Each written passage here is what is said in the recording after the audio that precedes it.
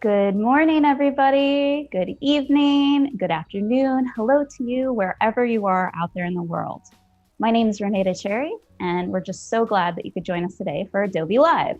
It's going to be super fun. I got my buddy here, RobZilla. You probably know him because he's a little bit famous, just a little bit. Looking nice in that Hellcat shirt. I'm loving it. Absolutely. Rob, how are you? Good. Hello, Renee. Yeah, doing all right?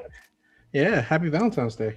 Oh, kind of, right? I got a little bit of flowers back here hanging out still I from see it. Valentine's Day. Just for I you, see it. Rob. My hay fever. My hay fever. So tell us a little bit about what you want to do today. Well, I'm going to be doing some vector illustration in Fresco, You, and vector. yeah, I'm trying this vector thing out. It's my first time using vectors, but now we're going to do some NFL artwork for Oh, the heck Miami yeah. Dolphins.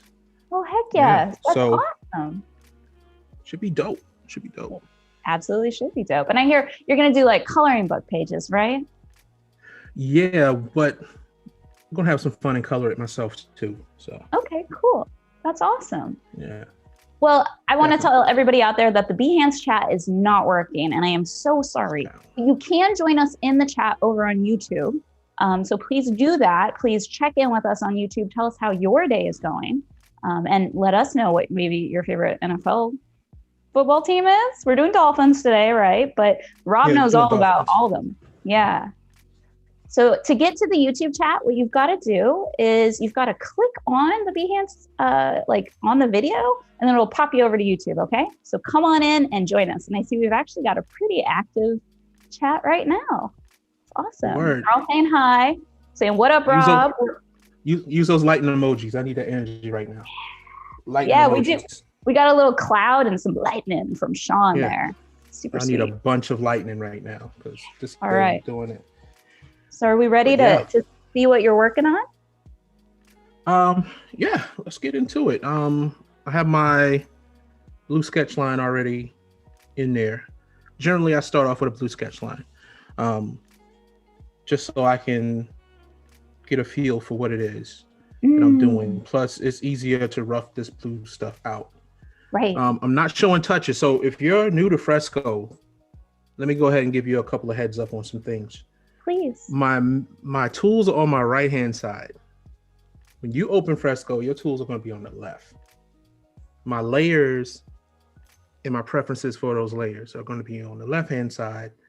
And I usually keep my modifier, which is that little circle that you see that's twerking. I used to keep that modifier right down the left-hand side for my left hand.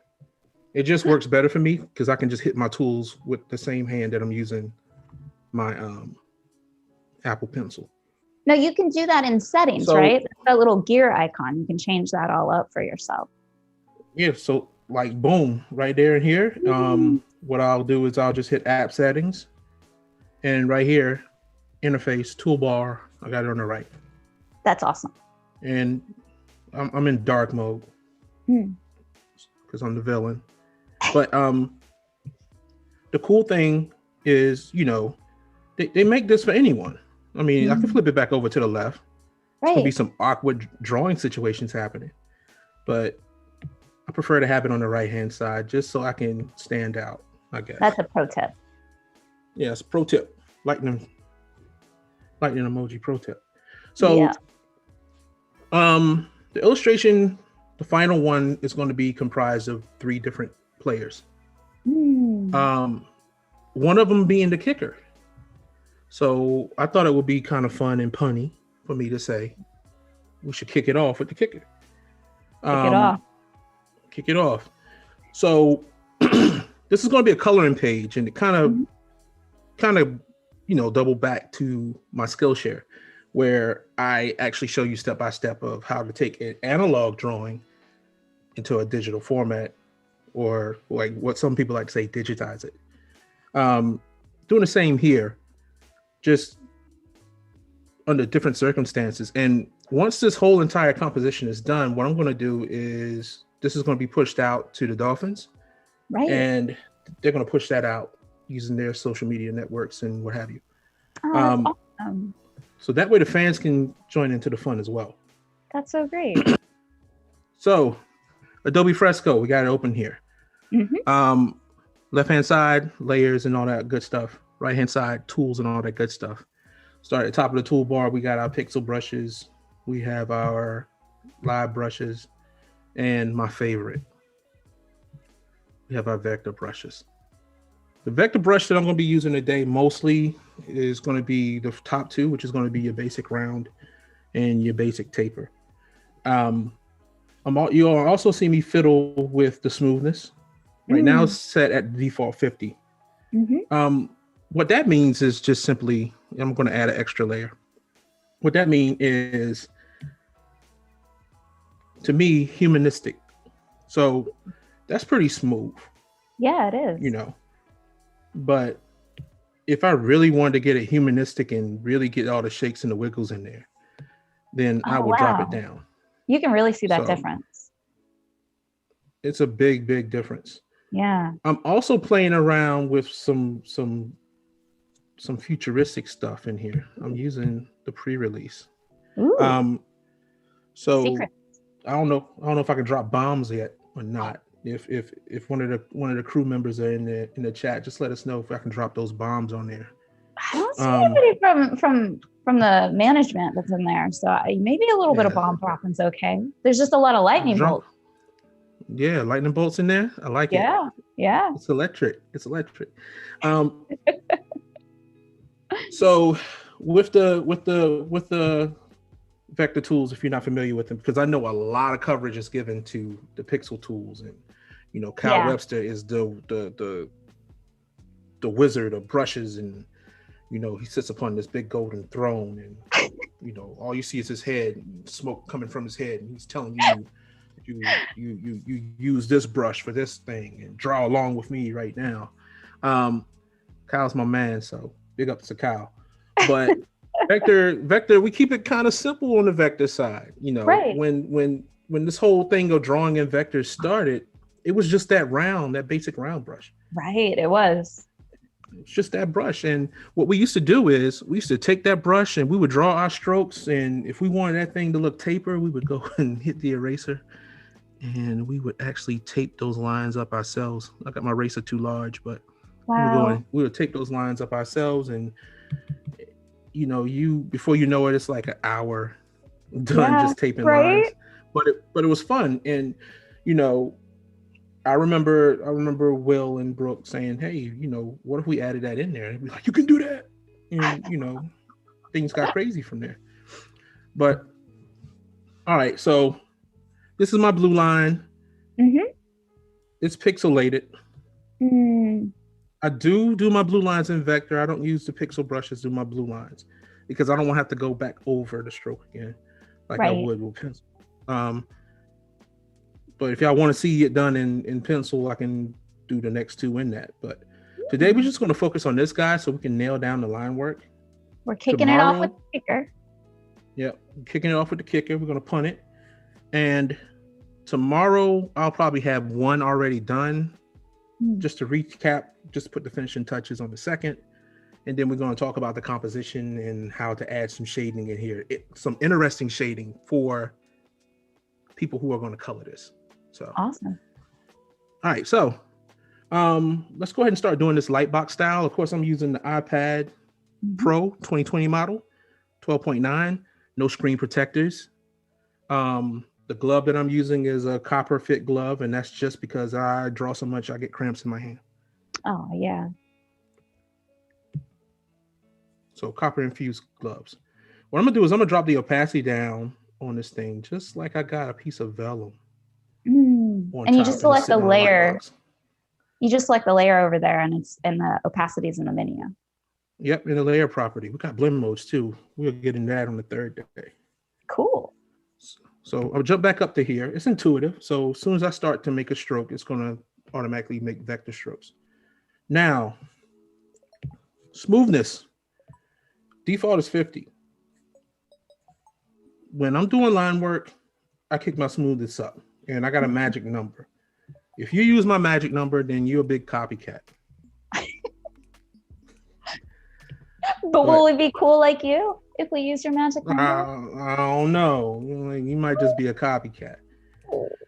Today, since this is for coloring purposes, we're just going to keep this bad boy at 5.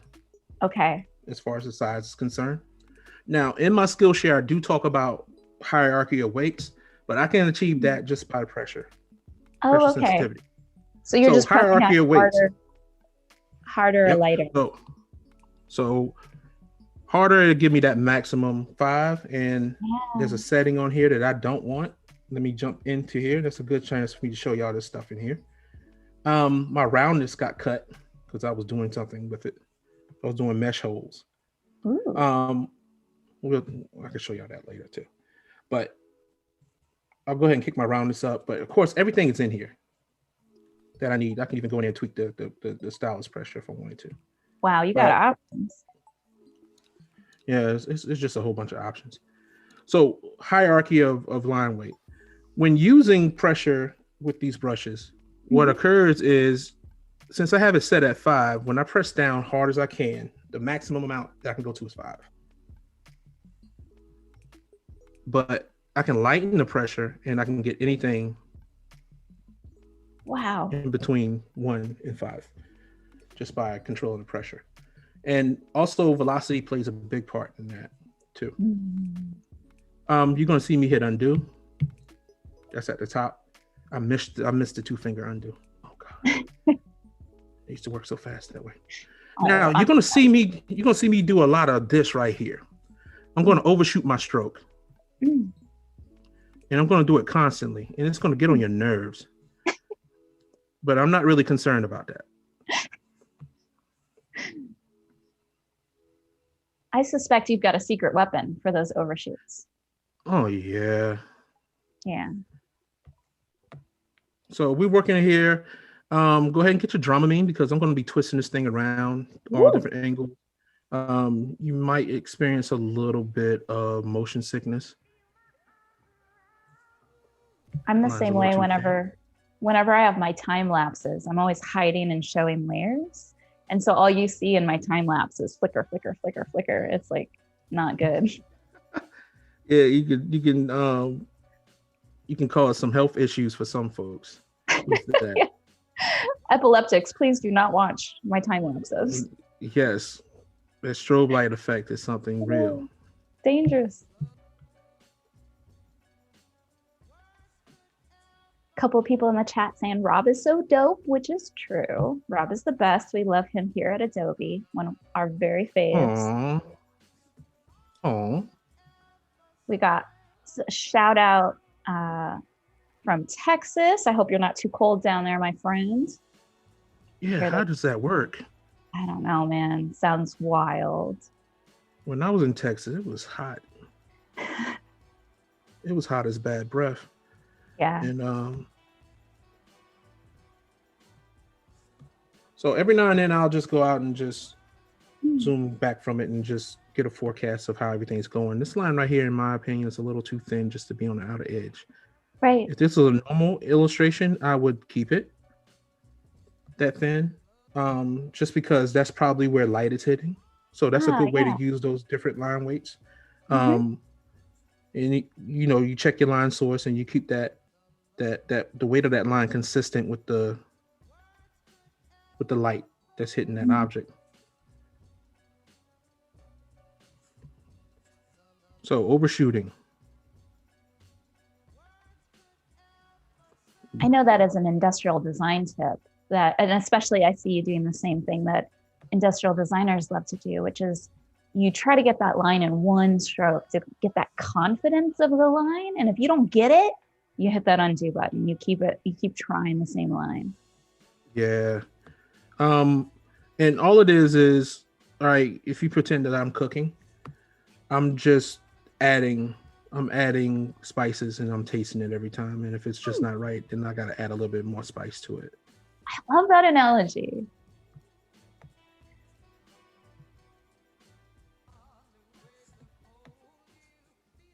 Tom says it's hot in Miami. He may be happy to know if he's down there in Miami, Tom, that we are doing Miami Dolphins. Is that why you're here? Yeah. You a fan? That's awesome. We got a fan of the Cleveland Browns in the chat, just so you know. That's what's up. Yeah.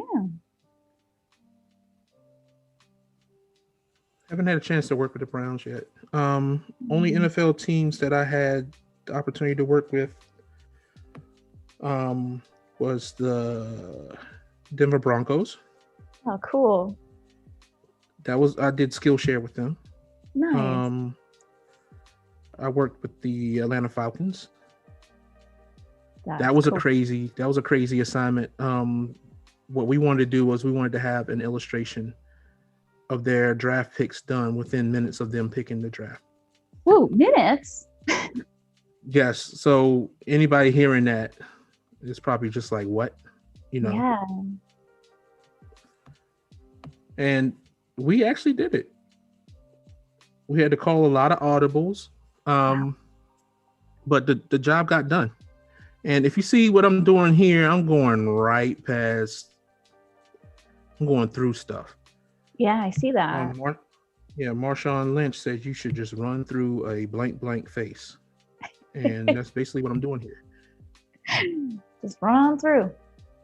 Run through the face. Let's get in there a little bit tighter. Yeah. And I mean, I'm just going with the flow, and I'm maybe working too fast. I should have had 2 players prepped.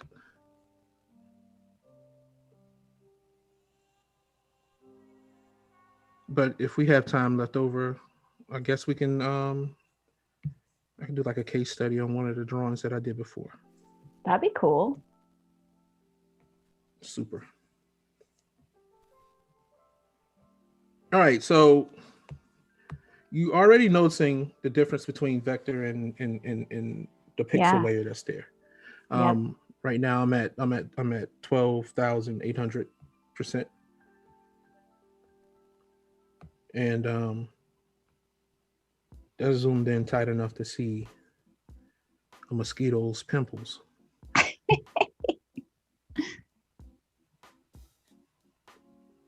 That's just not doing it for me. It's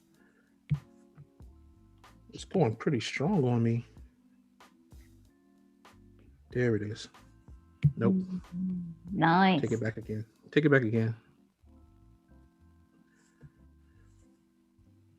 Tom says he's living in Miami, but he's not into sports. He's just a fan of yours. Oh, then you into sports? He's just into your sports illustrations, my friend. Hey, I appreciate it, man. And as you can tell, I'm in the bedroom. I get in trouble so much that I just set up my shop in the corner. So that way I don't have to be told to go to the corner. That's where you live. Here. Yeah, I live in this corner.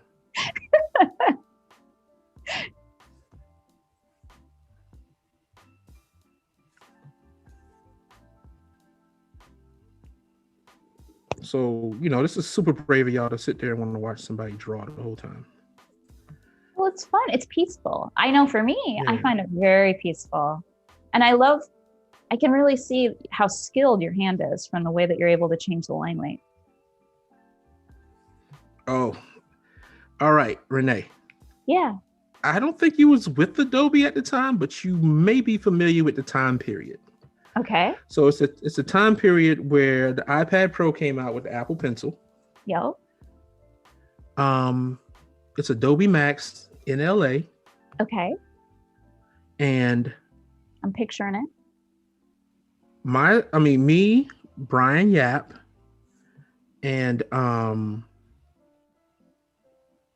think it was just me and Brian Yap. So Brian Yap and myself, we were supposed to demo Adobe Sketch for the iPad Pro because that was the only one that they already had calibrated for what the iPad Pro was bringing. Yeah. But at the time, Adobe Sketch only had 1 layer. Well, 2 layers or something like that. You had a photo layer, and you had you had your drawing layer. Wow. I'm a layers person. Yeah, right? yeah. So I tried.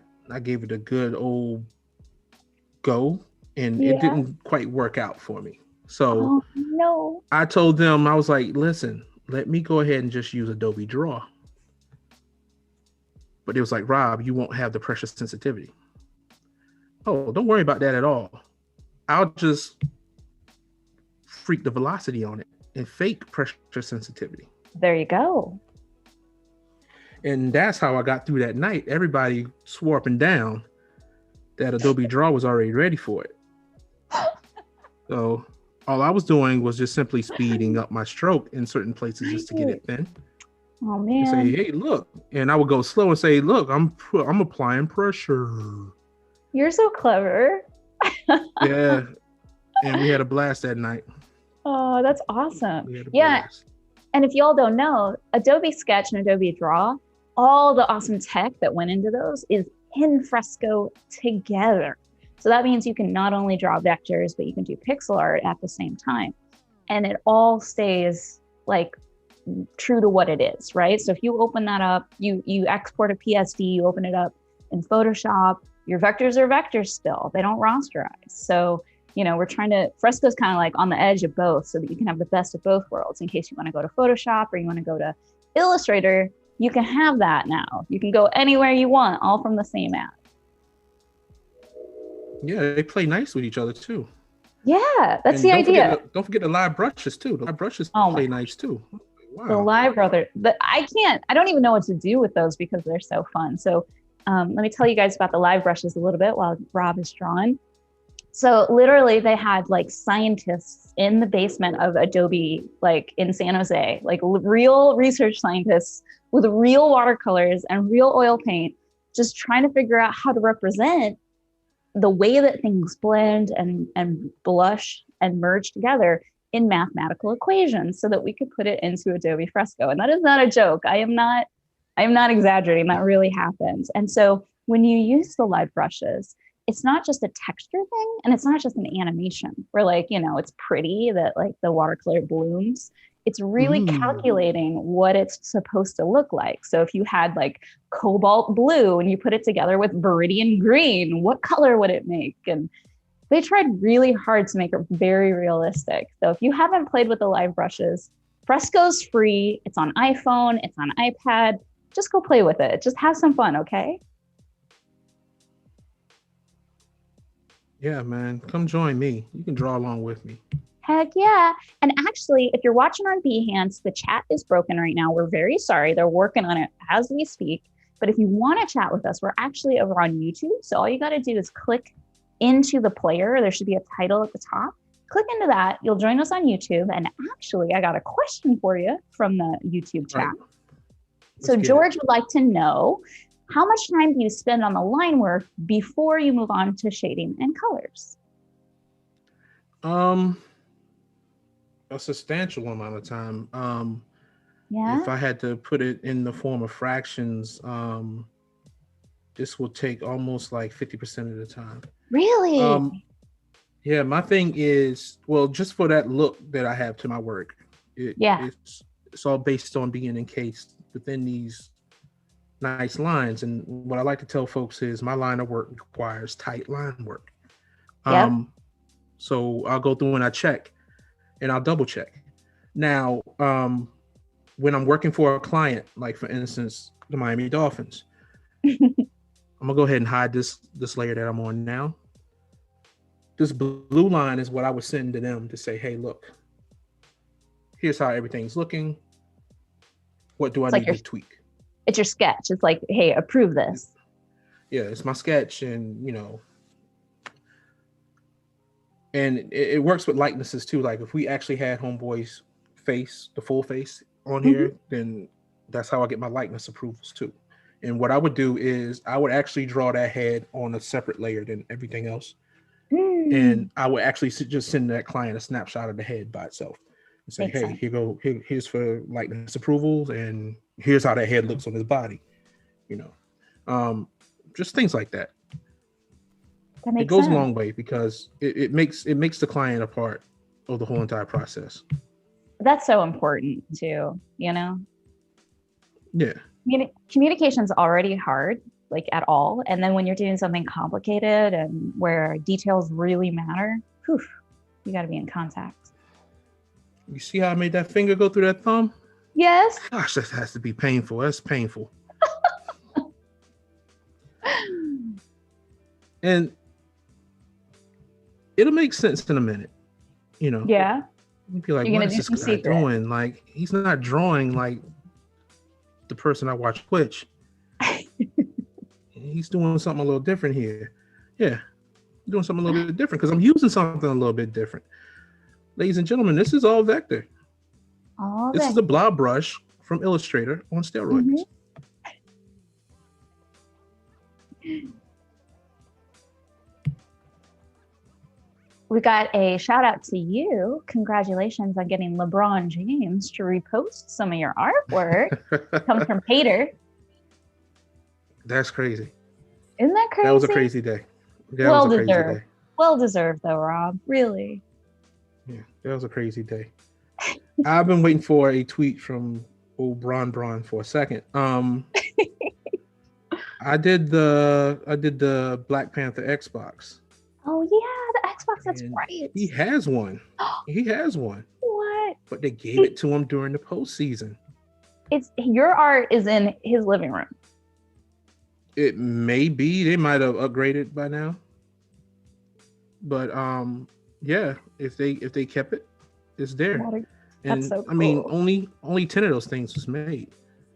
My son plays Minecraft on the one downstairs. Oh. He used to play Fortnite on it.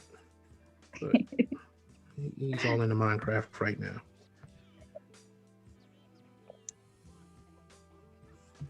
So, all right, here's a little checkup every now and then. Pull back from it, get a good look at it. Make sure it's not going too far off from its blue base. I'm not letting the blue lines dictate exactly where my lines should go because, you know, what's artistic about that? Is just turn the blue lines in. I can just put a clipping mask on the blue lines and call it a day. Right. Well, we're going to talk about clipping masks too. Cool. But what I am doing is I'm finding that rhythm. Right now it feels nice. I have the freedom to overshoot my lines if I need to. Mm-hmm. And right now, I mean, overall, the illustration just feels good. I agree. And it's only been about 20 minutes. And like, that was an impressive amount of work for 20 minutes. You are crushing it. Crushing it. I'm into full project mode because I had some tight deadlines within the last couple of weeks. So I haven't drawn a single thing since 2021 started. Man. I know. Well, I would go crazy. a little bit. I am. I'm going crazy. Well, having you here is helping me not go insane, actually. Like watching you draw is the only reason I haven't just totally, climb a tree and given up on the world. Because it's a lot going on nowadays, y'all. There's so much. And we need like relaxation and we need positivity. We need creation more than ever when things are stressful, I think. So I got to get on it. Yeah, having these tools around. Yeah. You don't have to go nowhere to buy paint. Right. You got infinite amount of colors. You don't have to worry about paying extra for your cadmium yellows and all the other stuff. Nope. One thing that I actually do is I'll go on the website of like Liquidex.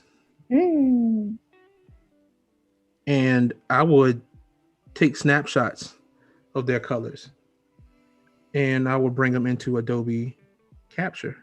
What? And create my own color palettes with them. That's freaking great. So that I can then use them in my favorite apps. I do the same with oh, go ahead. Oh, I was just going to tell the people about Adobe Capture. Finish your thought, my dear. Oh, I do the same with what's the name of the real popular markers? Oh, Copics.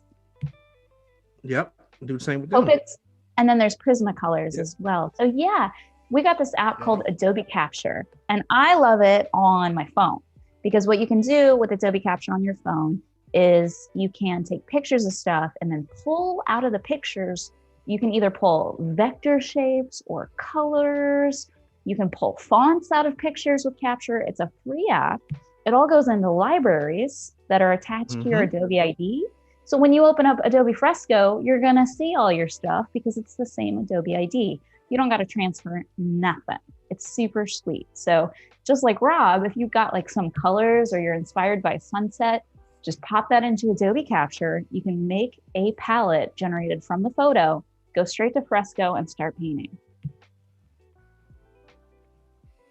You'll see a couple of my captures. I always create one when I work for a specific sports team because they have their PMS colors. And if you don't use their PMS colors, it is a part of their brand. So there's a specific aqua that the Dolphins use. There's a specific orange. Don't get it wrong. Don't get it wrong at all. They will call you out on it. Even on fan art. Like if you're doing fan art, please just take some extra time, Google and see if you can find their branding guides. And I mean, that'll go further because they'll be like, oh yeah, this guy, we can hire this guy because this guy already knows to use our orange. It shows your attention to detail. It shows your care for the craft. I do got a couple questions for you. The first one is from Holly. Holly asks, what did you study or what did you practice to get your lines so tight and so refined? It's just working on this thing. Holly, I've been working on, I've been using iPad for a decade now. I got in early. And the program that I started using first, and Renee, you might know of this program, was called Sketchbook? Yep. Autodesk. And I was using the Intuos Creative Stylist from Wacom. Yep, on your iPad. And I think we first met through Wacom. Rob and I have known each other for like 10 years. It's been a while. It has been a while. It's crazy. So you think it's just your experience. That's your answer for Holly here, is that it's just practice. It's just practice. And the cool thing about the applications that we use is that we got the coolest eraser ever, or do-overs with the arrows that's at the top. So, just open up a document and just practice. Yeah. Making strokes. Yeah. And make sure that those strokes don't intersect. Yep. But see if you can get it consistent with the wiggle in it. So if you put a wiggle in the first one, continue that wiggle into the last one. See if that consistency is there and just let it ride. And you're training your hand and you're training your muscles when you do this. And this is totally normal. I know it might sound bonkers to people who maybe don't draw a lot or don't draw professionally, but as industrial designers, they will do that in school. They will literally draw a whole page of circles, just circles, because you're building up that muscle memory in those tiny little muscles in your arm and in your hand. And it's really going to make you draw stronger. I do have another question, so I'm going to keep on trying to go through the questions because there's a lot of excitement. Let's go. In the chat for you, Terrence wants to know, Rob, when was the last time you used actual paint? Oof. Oof. I'm trying to remember the last painting I ever did. Last time I used actual paint is when I was actually teaching. Acrylic. Nice, of course. I knew you were going to say acrylic because vector people like acrylics.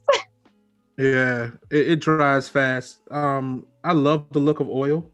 Yeah. But I don't have the patience, and oils take a minute to dry. I mean, they stay wet so that you can keep your blends going for days and days, but oh gosh, I want it to be, when I'm done, I want to grab it, put it to use. Can't necessarily do it. So the last time you used acrylics is when I was teaching, and that was 2 years ago. 2 years ago. There you go, Terrence. Yeah. He knows. He's an ex coworker. Oh yeah? Yep. Shout outs. That's awesome. Thanks for supporting Rob. I know we both appreciate it. He saw that I was going to be on here and he yelled out about time. For real, dude. And I'm so honored I get to hang out with you. Honestly, that's just awesome. I was like, yes. Yeah, same here. This is dope. Because I heard you do some color work. I do love to do color work. I got Slava in the chat though saying that they're worried about me, and I think it's just because I was making the joke about not drawing anything, not being creative. I promise I'll get on it. I actually have something that just came out in pre-release for Fresco. I'm going to be using something pretty special. I'm really excited about that.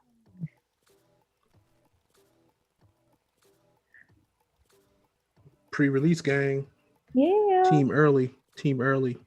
It's funny though. I got a couple other people mentioning other iPad apps, like other competitor apps. And like, you know, you and I used to work with Sketchbook. And it's funny, I don't think it's legit to fight over apps. And it's because like, I'm not trying to knock the acrylics out of somebody's hand and tell them like, you have to use watercolors. Like, that's madness. Yeah. And I mean, there's somebody out there who can use crayons and draw just as well as anybody using anything. Like you can't knock. I mean, everybody's different. Yep. I'm definitely different. I always get asked like, yo, why don't you use Procreate? And I simply tell them Procreate don't have vectors. And you should use whatever makes you creative, in my opinion. I know that's not maybe what people want to hear, because I think people like to have pick sides and, you know, compete. But I think we have so many choices today. You should use whatever makes you create. You know, whatever makes you create more. Like, look at Rob. Look how happy he is. He's almost done, I feel like, with these lines. I mean, maybe in his mind, he's not. I'm way ahead of where I'm supposed to be. Like, I thought I was going to be super chatty. Right? It's like, and after you're almost finished with this art. And like, I think that's the testament to like where you're happiest is like, what makes you create? That's where you should be. And I better watch it because, you know, a future client might be looking and be like, oh yeah, we know you can work fast. So how much do you charge an hour? We don't do that. I usually don't do an hourly rate, you know? That's do that flat fee. Yeah. Well, keep those questions coming, man. I'm here for it. Yeah. I haven't quite gotten to a point where I can show y'all like some little sneaky tips of the trade. Oh, by the way, if you're wondering, that circle, if you see that magenta, that purplish looking circle, I'm just marking where the circle logo is going to go. Oh, okay. So these are, this is just like a love language to myself. This right here, and if you use Adobe Comp, then that's super familiar for you. That straight line with the dot, that's just where the logo type Dolphins is going to go above the 7. Okay. So I put that there as a place marker, just so when I get ready to go use my libraries and bring that shape into this format, right, I know exactly where it should go. That's smart. I love that. I love that you got tactics already, like just in your art. Yeah, and I mean, I always call this the inking stage, and there's a little more that's going to go on, especially when I need to let myself know where certain fields are going to go and stuff like that. Yeah. Because I don't want to start doing my fills before I start doing that little thing that I have in store for y'all with these overshots. I'm excited. I think I know what you're going to do, and everyone's going to be super wowed. They're going to love it. Yeah, I mean, it'll make sense in a minute. So if you all are watching on Behance, I'm sorry to say the chat's down, but they're working on fixing it. But you can join us over at YouTube. All you got to do is you're looking at the player, right? And you're on Behance. If you click into it, it'll take you over to YouTube, and then you can chat with us. And if you've got any questions for Rob, you just send them my way, and I will gently interrupt when it feels like the right moment and get your question answered. It's best to our ability.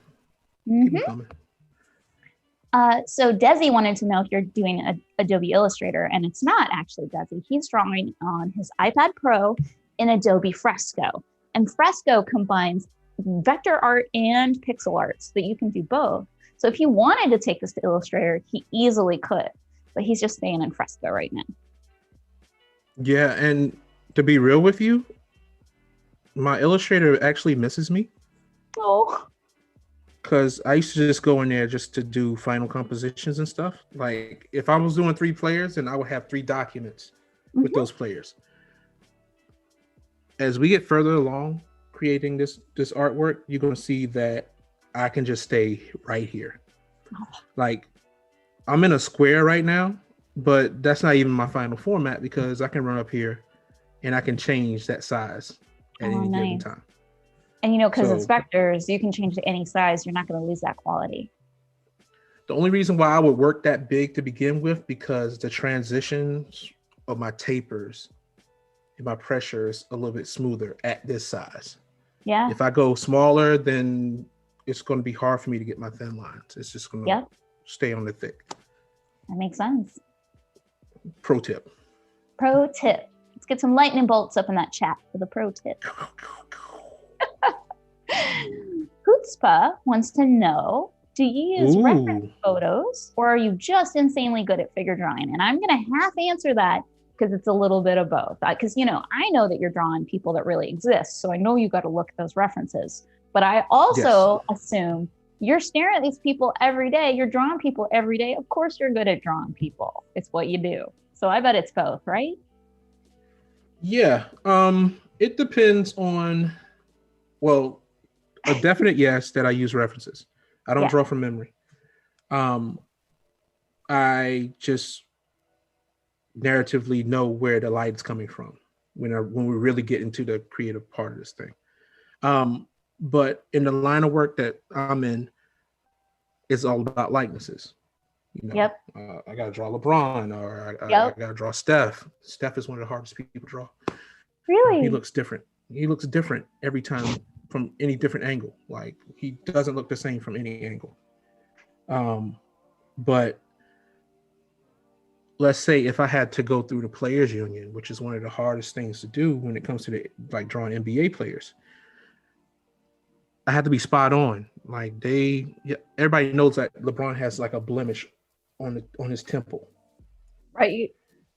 And if you draw that, they're going to ask you to remove it. Like it's a vanity edit. And it's not on him. It's just the Players Association the union saying, hey, look, we're looking out for him. Move that off his head. Wow. It's like you tell him to move it off his head. You know what I'm saying? I'm drawing what I see.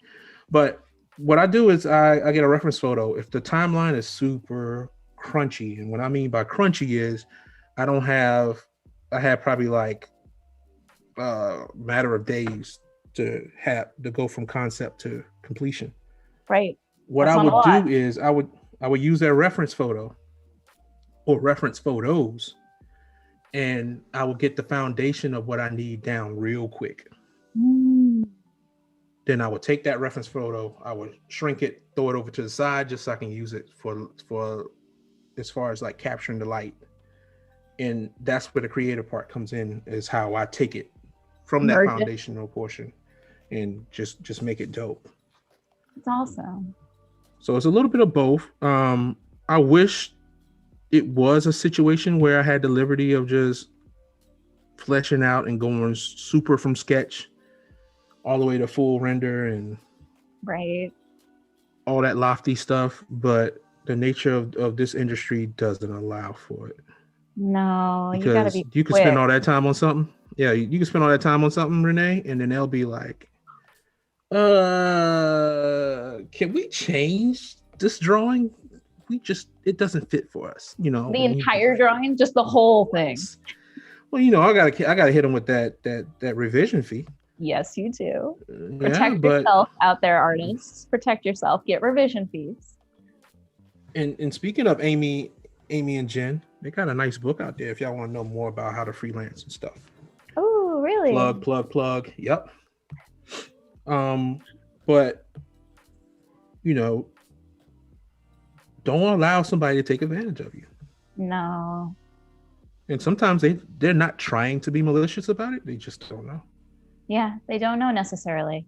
I got a question that I can answer while you're drawing. Holly was asking about vector versus pixel. And so let me sort of describe it to you, Holly. So Cody kind of helped out. So yeah, the vector brushes are only vector. And then the pixel brushes and the live brushes are made out of raster. Yeah, you see the crunchy pixels right there.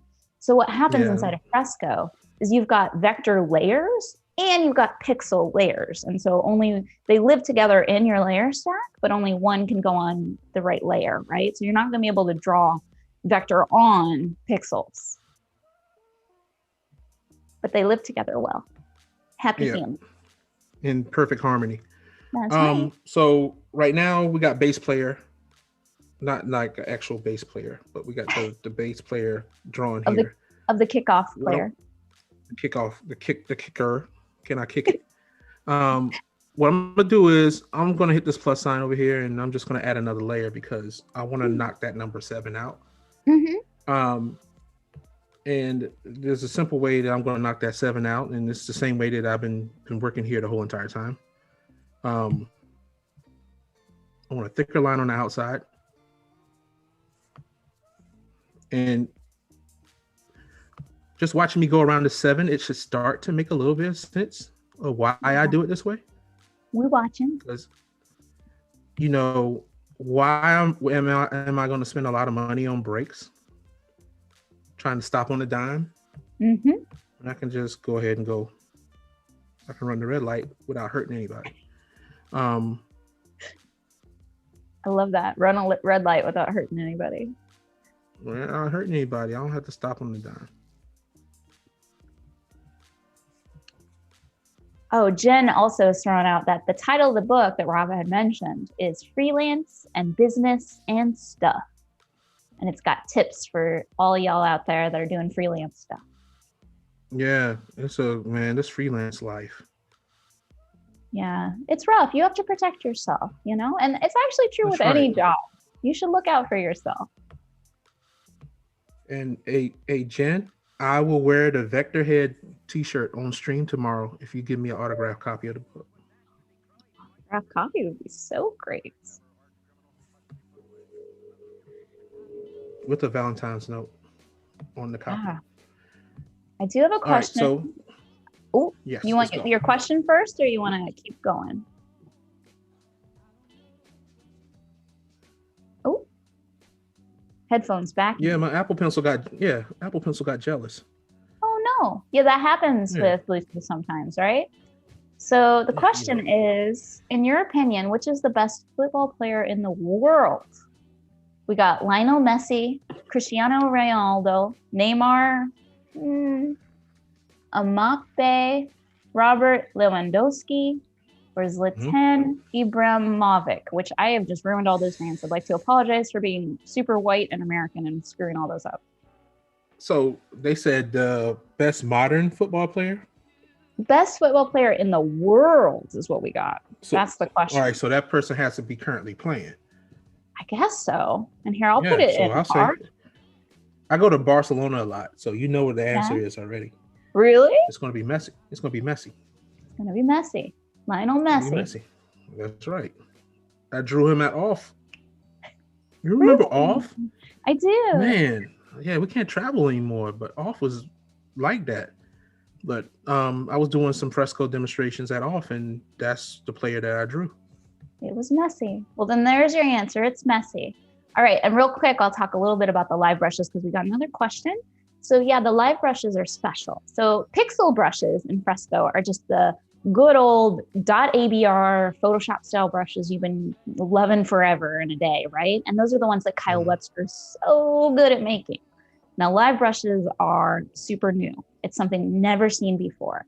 And what they did is they really tried to make not only color blend, but also texture. So they simulate watercolors and oil paints, and they're only available in Fresco. And Fresco's free, so check it out. You can get it on your iPhone or on your iPad. We're also on Windows as well, but you're gonna want some sort of touch device, something that you can draw with, like a stylus, like a Wacom device for that.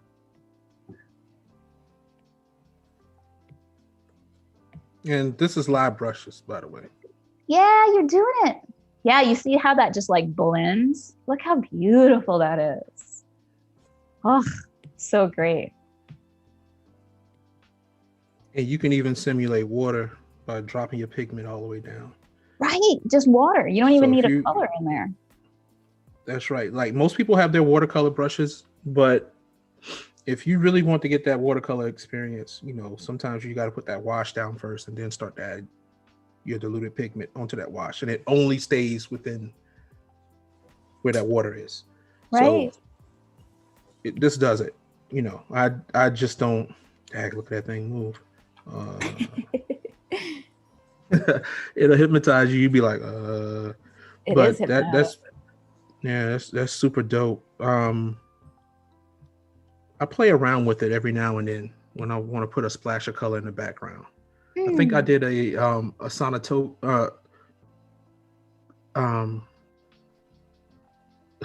I just had a senior moment. Yeah. Somebody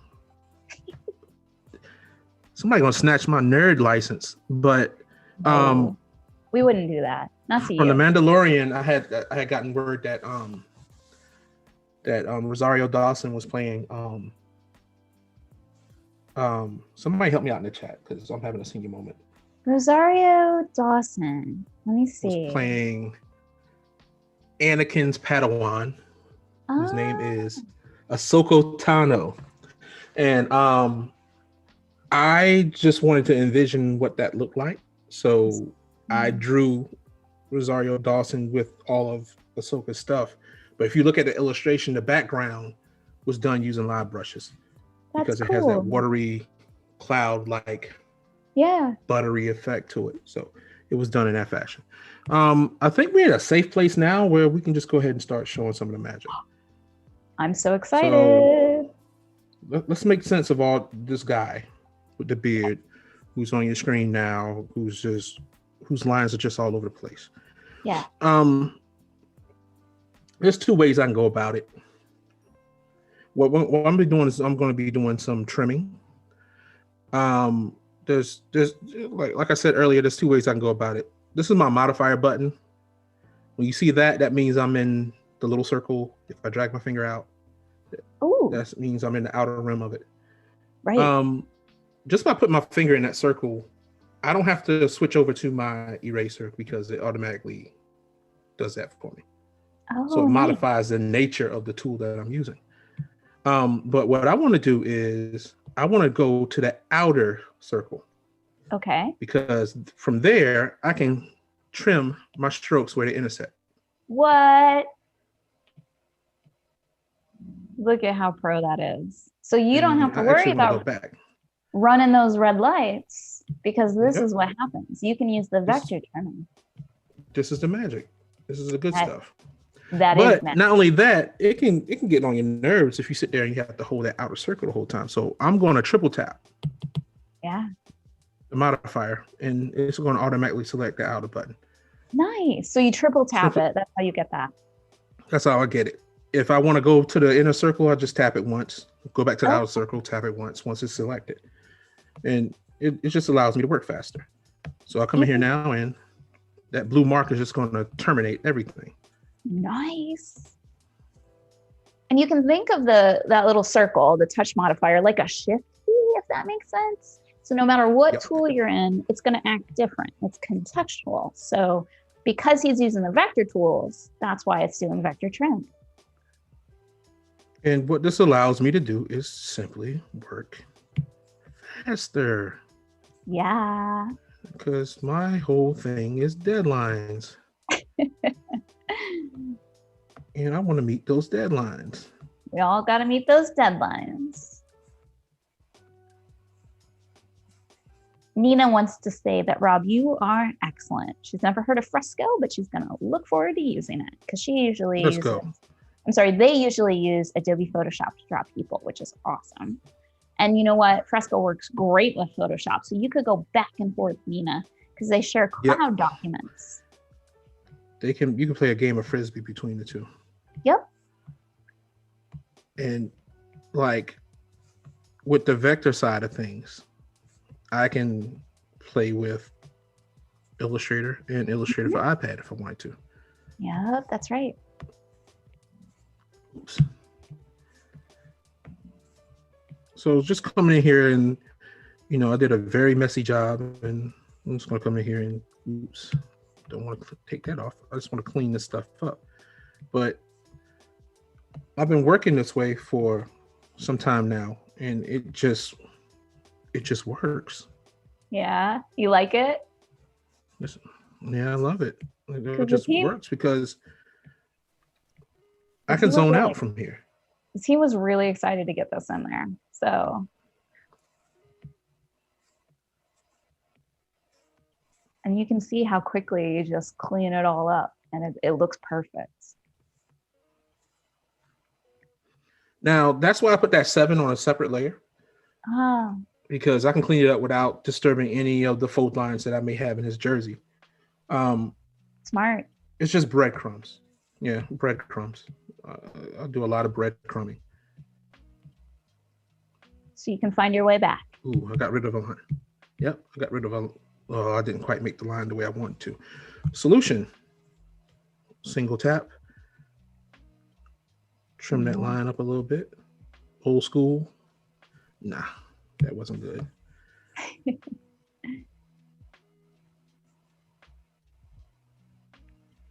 It's still not giving me exactly what I want. I'll just work back into it again.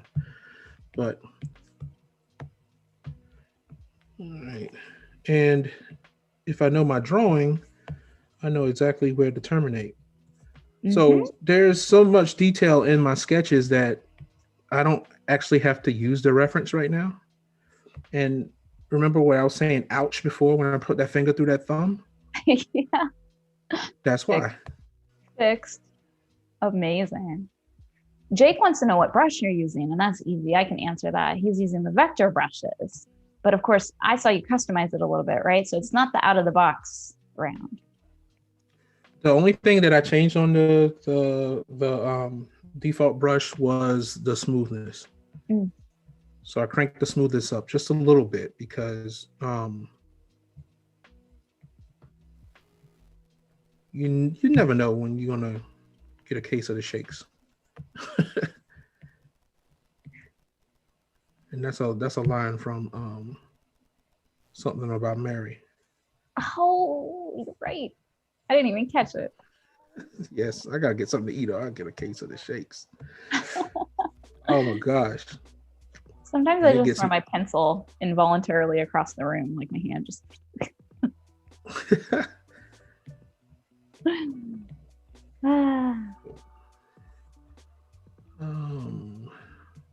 Yeah, I did that one right. Looks good. If y'all are watching on Behance, you can join us in the chat on YouTube. So I know normally we love for you to log into Behance and chat with us, but today it's down. So what we're doing is we're over on YouTube. So if you got any questions, you can pop them in the chat for Rob. And what you're going to do is click. If you're on Behance, you click in the video and on the title, and it should take you straight to YouTube where you can hang out with us.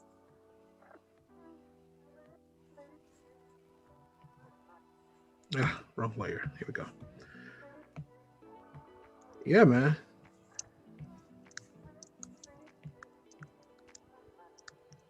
Just showing y'all a little bit of the everyday operations.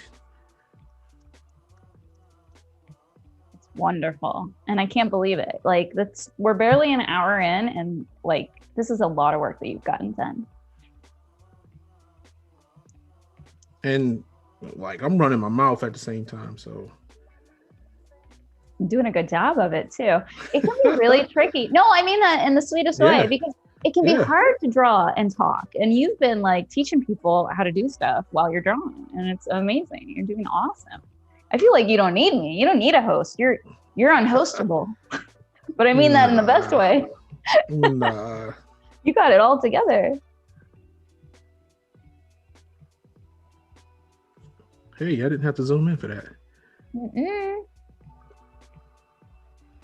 It comes in real handy for little things like this. Yeah. I'm gonna have to zoom in for this, but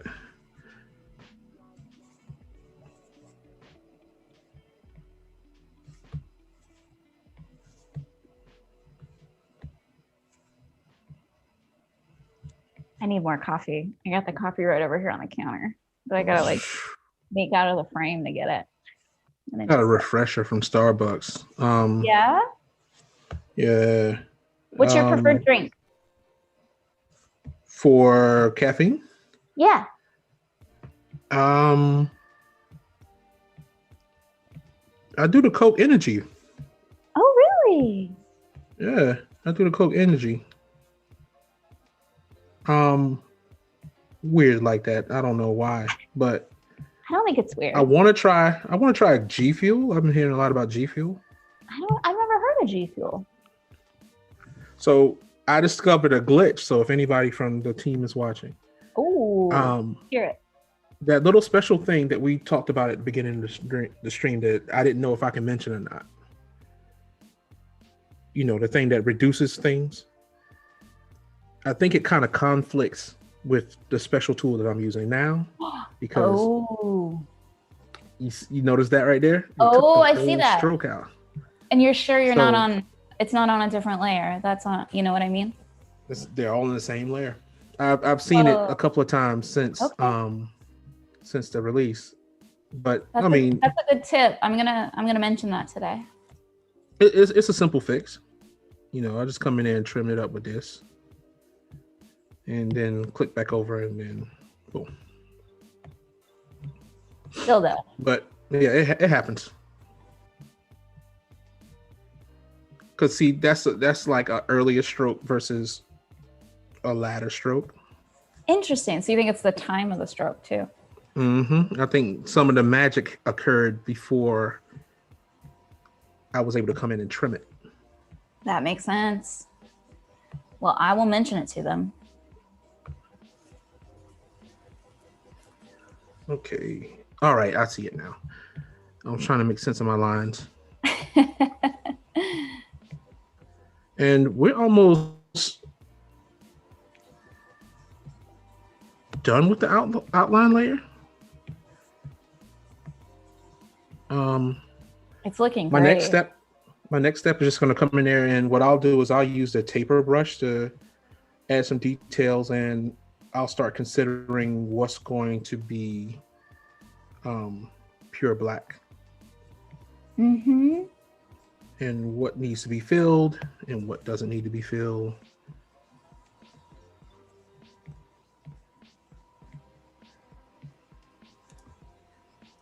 Got a question about the book again, so I'm just going to put it in the chat one more time. Freelance and Business and Stuff. By Jennifer Hood and Amy Hood.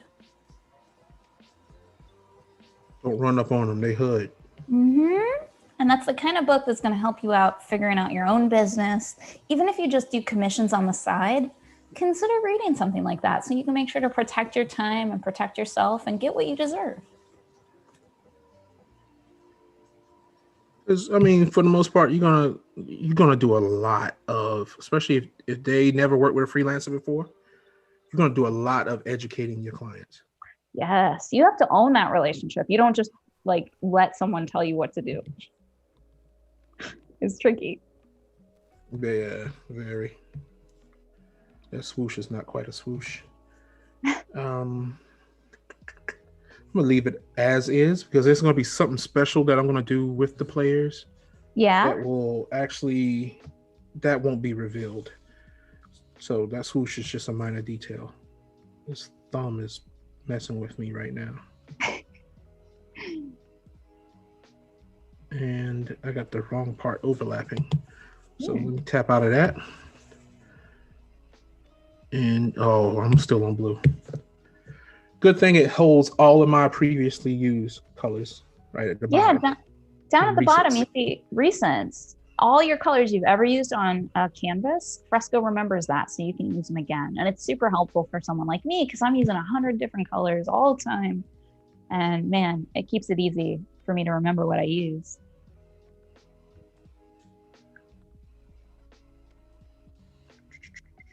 Amy says this is looking so good, and she's right. Aw, thanks. Let's collaborate. I know y'all got the Lakers as a client. Let's collaborate. Lakers, eh? Let's collaborate. Been trying to holler at the Lakers. Oh, hold up, this one. Yeah. And I mean, it's perfect for getting like the little rim of the bottom of his little leggings. He got his little yoga pants on under here. And boom. I don't have to worry about the other foot, even though I do have the shape in there for it. Yeah. The big reveal will be tomorrow, or it might be Thursday. Okay. Might be Thursday. Or what I'm going to do special for this. Because yeah, as a reminder, we're coming back every day this week for you. It's going to be me and Rob tomorrow and Thursday at the same time, so you can check back in and see where we're at. That's right. 3 days. 3 days. Oh, and they're showing you the schedule. And it's not just about us. We got heck of other people as well. So let me, I'm sorry, it's really small on the screen. After us, I know, right? After us, we've got the Creative Challenge with Paul Tranny. And man, you got it all day long. Holy crap. There's a draw along later on today with Kyle. Holy moly. If you haven't done draw along, do draw along. If you haven't done it, do it. That what Kyle has created should win an award. And everybody should draw. I know that maybe you're out there going like, I don't draw good, but if I can rant at you for just a minute, it's not about drawing good. The point is not to draw good. Surely you want to make a good drawing at the end of it, right? I get that. I feel you. That's normal. But the point of drawing is to communicate and express yourself. And if you're doing that, you're already doing a good job if you're communicating and expressing yourself. So even if you don't think you're a good drawer, doesn't matter. Get with Kyle. Definitely start drawing along because he does an awesome job at teaching you how to draw. Yep. I'm just in there. I just like to try to guess what he's drawing. Like he has a little segment where you got to guess what he's drawing, or he has another part of it where you get to make a suggestion. You can be like, oh, I want to see a caterpillar breakdancing. And he'll draw it like within matters of minutes. Like, you think I'm fast. He'll knock that thing out. All right, I'm on the layer that I have the 7. Mm-hmm. What I'm gonna do is, at first, 7 didn't get along with the rest of the lines, right? But they reconciled, and he's been invited invited to the party. That's good. Now they're friends, so I'm gonna tap on that 7 layer. Yeah. This actions menu pop up, and I'm just gonna merge him down. So, just like a Zoom meeting, we just let him into the Zoom meeting. And from here, it's on the same layer, and I can still do that vector trimming magic. You got all your vector trimming magic, and you're using that again. It's using the secondary button of the touch shortcut, like the secondary input. So tap it 3 times. Yeah. I'm gonna call it whatever Marvin the Martian calls that little firecracker that he. Oh yeah. The T69 space modulator or something like that. That's what this thing is called now. It's the space modulator. Man. But that 7 is knocked out. I'm gonna do a quick checkup, and I'm gonna drop out the sketch real quick. Okay, sounds good. Just to see how the weights are holding up on their own, because sometimes the blue lines underneath can give you a false positive as far as the weights. That makes sense. Yeah, this is pretty decent. I see a couple of places where I would thicken some things up. I also have the final composition in mind, so there's some places where I don't necessarily have to go and thicken it up because it's going to be covered by another player. Right. I could still come in here and do this right here though, because I forgot this spot. And there's one over here, right here. Boom. And boom. But everything is awesome. Paloma was asking. That's what's off. Oh, what is it? Tell me. Oh, there was a line that was out of the way. Oh. But what was the question? Paloma was asking if we were going to do NFL players all week or if we're switching it up. And I think we're doing them all week, right? All week. It's going to be 3 on 1 composition. So I wanted to be able to show how to fully maximize this thing. Like, I'm just not drawing one player and then I'm going to quit that player and then draw another player. But I'm drawing these players so that I may be able to put them together within the same composition. Okay, so yeah, so a couple of things I'm missing. I got to put that 7 on the shoulder. Mm-hmm. Um, let's see where I got that. I can put that Nike swoosh in now, or I can go. I got a special capture library. I mean, I got a special library with logos in it that I can just stamp that in if I need to. So it's really up in the air. I think I'm gonna draw it in. That may be one of the areas that's going to be covered up. So I turn my space modulator off, and I'm gonna come over here and draw that line there. Let that line run off. Let this one run off. That one, that one.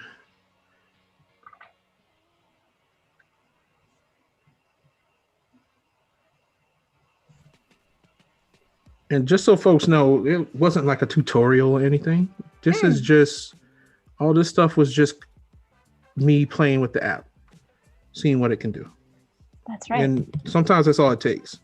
I was stubborn at first, and I think a lot of people knew it because I was Adobe Draw. Yes. No, draw. You can't. No, I'm not. You what? No, you said draw. No, I'm using only draw. And once certain things got here for Fresco, I was like, okay, now I can let you go draw. Yeah. It's one of those things where the team just, they want to do everything. We want to give artists everything, but there's only so many people. And actually, the Fresco team is pretty small compared to other teams. So you can only do so much so fast. But we are definitely working on putting everything you love about Draw inside of Fresco. And I think there's only 1 or 2 more features that needs to be put in there. Yep. It's so great. And there's actually a banner now on Behance Chat, which is awesome. So you can click right on that banner and you can go straight to YouTube and you can chat with us. So if you got any questions, please pop them in the chat and I'll get them to Rob. We got a hello from Morocco. That's awesome. Thanks for joining us. Bars. Hello from Morocco. Mm-hmm. Just a little bit on the other side of this planet. A lot of the people ordered the book. You're out here doing some work. Doing some service. What? Yeah. People want to be freelancers and they want to learn from people like you and from Jen and I'm sorry, the other individual I forgot. It's hard to find. It's hard to find that. It's hard to find that knowledge base. Well, it's one of those things that's kind of hidden. Like you don't know how to get started because it's not taught in school. You don't usually learn it as an artist. Even if you go to art school, they don't necessarily teach you how to sell yourself. And you don't know quite how to ask someone else without being like super invasive or disrespectful. It can like, feel how much did you charge for that campaign you did for Nike? Yeah. I'm going to tell. Nobody's going to answer that. No, that's awkward. Ben the Illustrator, that's actually his name, Ben the Illustrator. He does this survey every year where he's been like pulling data from illustrators and then making it anonymous. And it's that kind of stats that are really helpful. So you can check out his Illustrator survey and that might help y'all out there, get an idea on how to price yourself and how much you work. These things are tricky and they're sensitive topics. But the more that we share, the stronger we're all going to be so that we can get what we deserve. And because this myth of the starving artist, let me tell you, it's a bunch of bull crap. You should get paid for your work. Yeah, there's a lot of things that still need to change about the industry, like being paid using the nets. That is I'll get on my soapbox real quick about net pay. You know what I'm saying? In case you're not familiar about what I'm talking about. Imagine this. Imagine you doing a whole bunch of work for somebody who needs it when they need it. Yep. So you complete it and you got it done by the time they need it. Yep. And as soon as you complete the work and you submit your invoice, you have to wait 30, 45, 60, 90 days to get paid for the job that you just completed. It's ridiculous. So imagine if you went to a restaurant and you ate everything on the menu, basically, right? Right. They bring you a check. They bring you a check, and you say, "Ooh, oh, this check is kind of high, but it's all good. I work on a net plan, so I can pay you for all this food in 90 days. But I'm going to tell all my friends how awesome the food is." And you leave. That's freelancing. That's freelancing in a nutshell. That's dark. We don't like that. But yeah, that's the sucky part about it. I mean, to a certain degree, you're your own boss. Also, what changed the world for me was getting representation. Yeah, an agent, right? It's actually quite key. I love it. My agent handles all the stressful parts. Yeah. Well, we could all use backup in life, right? Like it's always helpful to have somebody else looking over your shoulder. And so your agent kind of plays that role. Now, Rob, tell me, how do you find a good agent? Because I don't know nothing about that. I think me and my agent found each other. Oh. But there's this thing called LinkedIn stalking. LinkedIn stalking is real. Yes, it's super real. I'm guilty of it. And I could tell you how to do certain things just by LinkedIn stalking. But one of my favorite artists and friend, we haven't met in person, but this thing called the net keeps us connected. Yes, and that's Stanley Chow. I would love to see Stanley Chow on Adobe Live. Stanley Chow. Yeah, I would love to see him do one of his portraits on Adobe Live. But I saw that he was with a certain firm, and I was asking him about it, and he was telling me how long he was with them, and he actually dropped the name of the agent, and I immediately ran to LinkedIn and sent that connect, and we connected there. And not only did I want to connect with him there, I wanted to connect with him on other platforms, and I did so, and made sure that he was following back. And when I do my self-initiated projects, which I call demos, I made sure he got some eyes on it. I mean, when you do a self-initiated project and you share it, that's a demonstration of what you can do to that potential client. It's true. Got some eyes, got him to see some stuff. And, once I did connect and we started this business and relationship. Yeah. He told me, he was like, I would have been picked you up, but we already had somebody on the roster who did something similar to what you did. Right. And, to me, that's like the ultimate compliment somebody can give you. I recently had a friend, I think I can call this person a friend, who works for Marvel and, used to be creative director of Hasbro. And he said, Rob, this was yesterday. He's like, Rob, I see what you're doing on Instagram, man. It's looking good. And I was like, touchdown. You get what I'm saying? Like, yo, yeah, I just got a compliment from this person. You know what I mean? Mm-hmm. So, it meant the world to me, because I'm a fan of a lot of people. I'm a fan of the Hoods. I'm a Brian Yap fan. I was gonna have him as a feature artist. I'm a Ren Sawyer fan. Yeah. I think it's all a community, right? We all have to be fans of each other, and it up levels everybody when we're like stans of each other and we're all excited. Yeah, Traplin fan, he knows it. Mm-hmm. He'll point that finger at you, Rob Generette. You go check out Rob Generette. That's the biggest thing ever. Yeah, it is. I don't want nothing for Christmas. I just got a shout out from Aaron. Uh-huh. But all right, so line work is pretty much done. You could tell missing a couple of things, right? Yeah. That stripe that go down the middle of the helmet.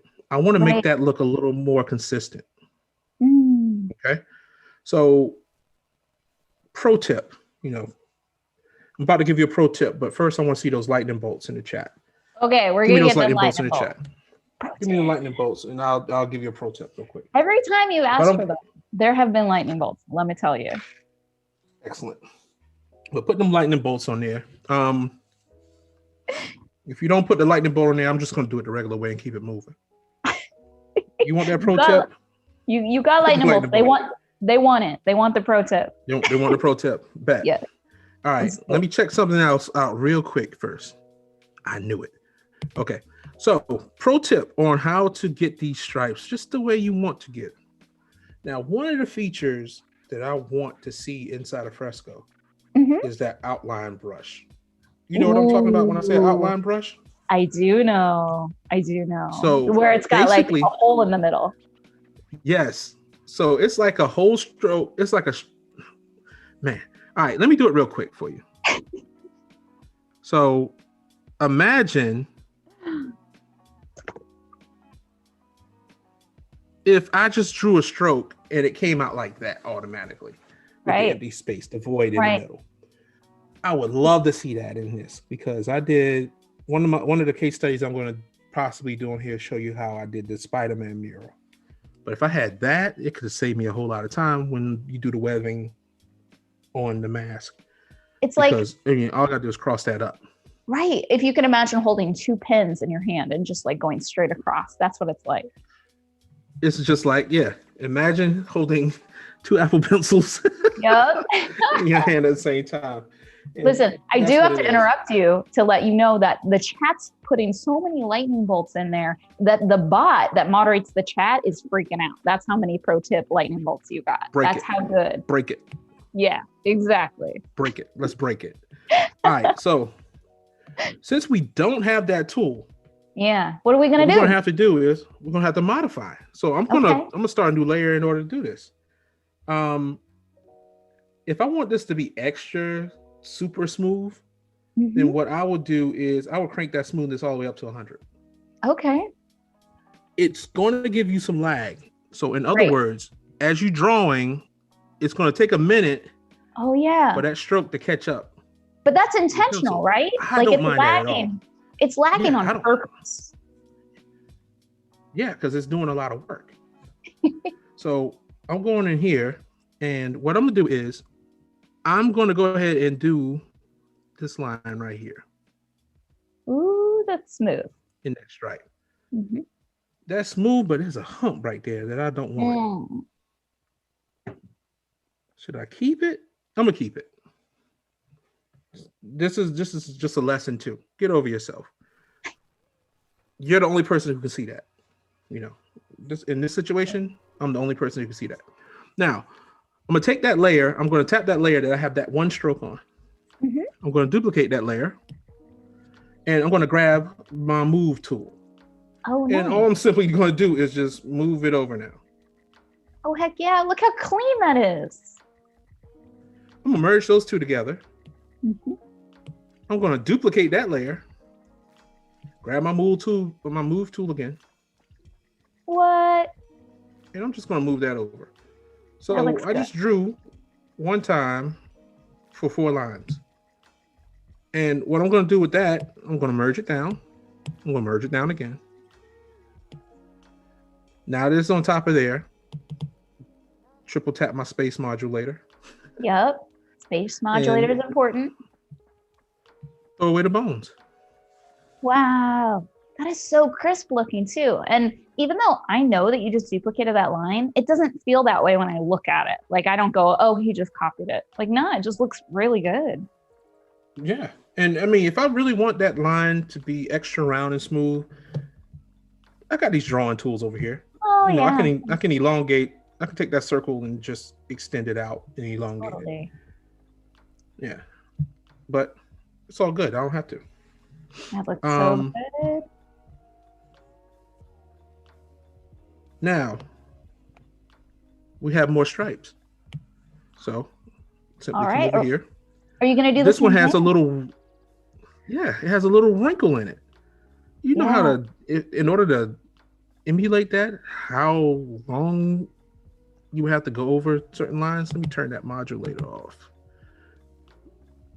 So I'm just going to come in here and I'm just going to haphazardly just put my wrinkles in. It doesn't really matter because I'm not going to let these blue lines tell me what to do. I'm a rebel. That's right. That's right. So I'm going to duplicate that and grab my move tool and move and shift it down a little bit. So I'm moving it to the left and I'm shifting it down just a little bit. And it echoes those wrinkles. It's so good. So due to the nature of the fabric, this doesn't have that same line. This is where you can call yourself doing it again and you'll tell on yourself. So I'm going to merge this down and I'm just going to launch another layer. And I'm going to do that again. Nice. And I'm just going to run that off the side of the leg. Duplicate, move tool.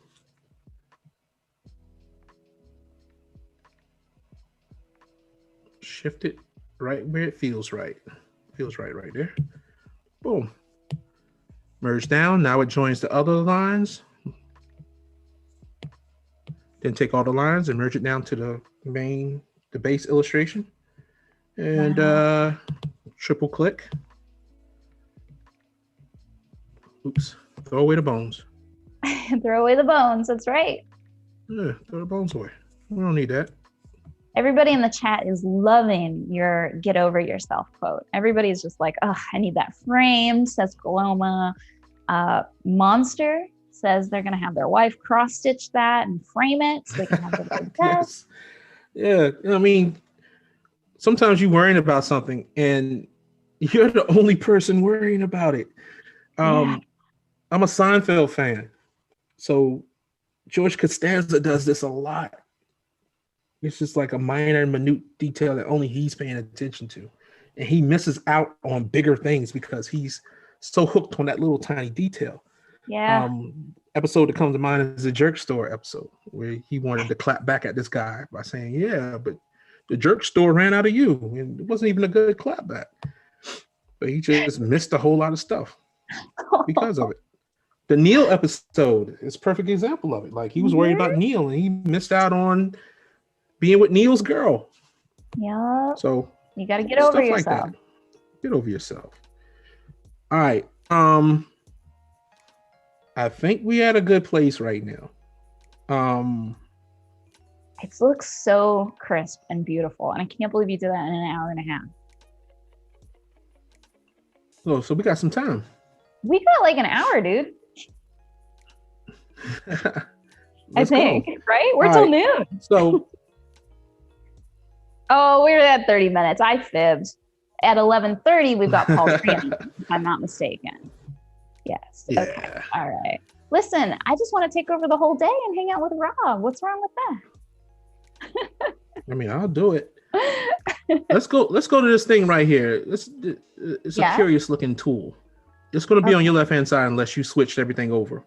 Right. But it's that triangle with the circle. Ooh. And, I click on it automatically and it gave me a square. Like, right. What the F?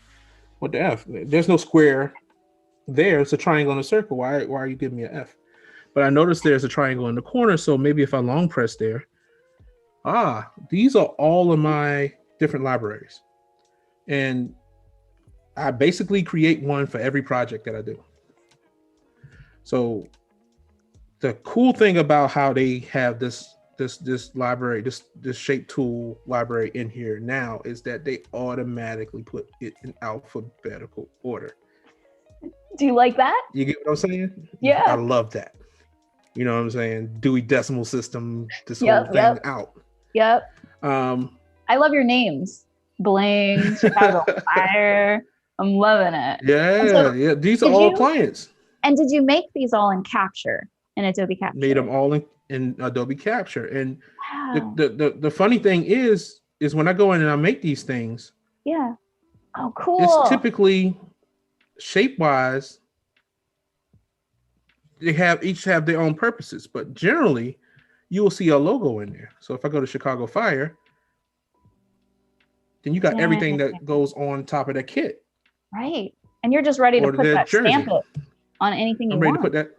Yeah, and keep it moving. Now, in the past, when I use Adobe Draw, I'll put that stamp on there. And when I export to Illustrator, I would then use the warp mesh or the puppet tool and make it meet all the folds of the clothes and everything else.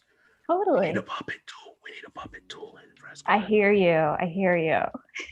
Or some type of mesh warping. Yeah, Fresco. yeah. It would get so crazy if that was in there. I know. I'll bring it up. I'll bring it up. I don't think the chat can hear me. But they can't hear you. Telling me secret messages. We need that. So I go to the Dolphins and ooh. What? Oh my gosh. Look how crisp and cool that looks too. All I did was I asked the Dolphins, look, let me get your style guide. Yeah. I take a screenshot or screen capture of specific pages. These came from the logo pages. Wow. I adjust my tolerance so that I get the right one. And in most of those style guides, they give you the black and white version of their logo.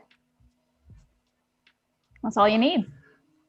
Another thing that I do use this for as well, we go down here to colors, we go to all, same names down here again. These are all my libraries. So those are all the same libraries. They match up. All the same libraries. Yeah. Holy crap. Only difference is the one at the top is my shapes. The one over here in color, that's all my colors. And that makes sense. It breaks it up automatically for you. Yeah. Everybody knows about Adobe Kuler. You know? Adobe Color. Yeah. Cooler. You know what I'm saying? Somebody got real fancy on that. Cooler. Oh, can I please have some crayons so I can cooler? But it bugged everybody out when it first came out because you see these little circles, and I call those circles bots. These bots will go out and they will execute a certain algorithm to find 5 hues that have something special in common. Harmony. That's right. If you are a General Hospital fan, then that is Willow's mother's name. But if I tap on Dolphins, whoa, there it is. I got colors. I got 2 groups, and this orange is Dolphin Orange based on their based on their RGB. Nice. 252, 76. Yep. And I'm gonna double check my notes just to make sure I got it perfectly right. I know we're not coloring yet, but this is an important detail so that other people know that you can open up that color panel. You got RGB and you got HSV, so you can mess around with different color space. All the same, like it is just awesome. Now, this is all about positive thinking too. I create this library because I don't want this just to be a one shot that I work with the Dolphins. If I happen to get another project with the Dolphins, I don't have to ask them for all these assets anymore. I already have everything that I need stored.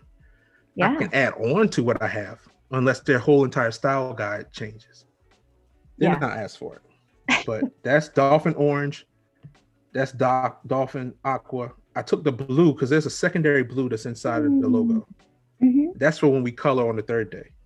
But down here, I have each of the colors, including their pure white, which is like 255, 255, 255.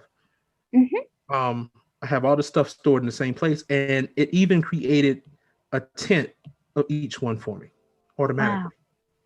So if you look at that circle, it doesn't move on that ring.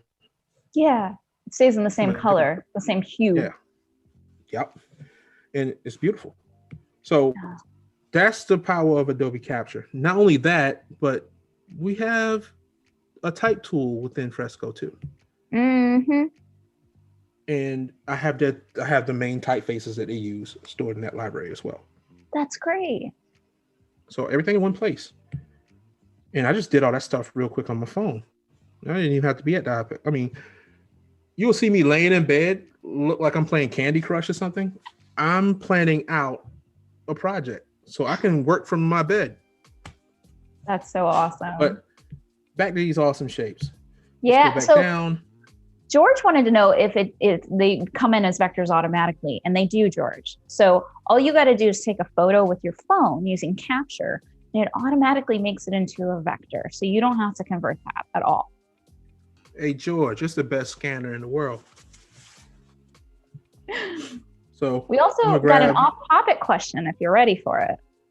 Let's go. And I don't know, did you live in South Carolina? Is that why somebody's asking you something about South Carolina?